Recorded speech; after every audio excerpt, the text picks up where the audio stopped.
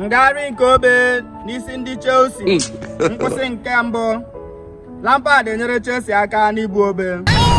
Anyị sekpụrụ ndị Chelsea na-asị ha dibe maka na Chelsea afụgo Chege Banza.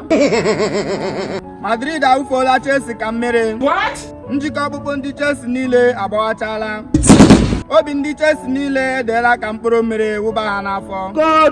Nke a bịa mee ebe niile ajụọ nnukwu oyi maka na afa ndị Chelsea kịta bụzi onye ekele Sọni ekele ya. Ka anyị sekpụrụ ana.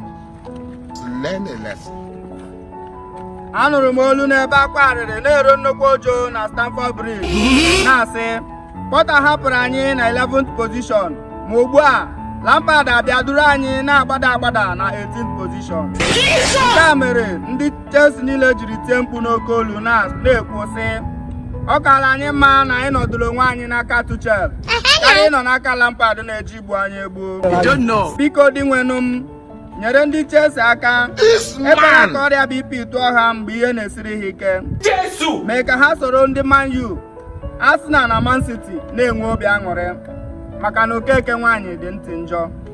Jesu mụ ahụrụ gị n'anya karịsịa ihe niile, eji m obi m na-arịọ gị na mmehie niile Chelsea mere gị. Ekwela ka ndị Chelsea gbasị n'ọnụ n'abalị, mee ka anyị na-ahụ gị n'anya mgbe ọbụla. Ya jiri Chelsea mee masịrị gị. Onye nwe anyị nọnyere unu, ka Chukwu jikere na-egozi unu, Nna na Nwa na Mmụọ Nsọ.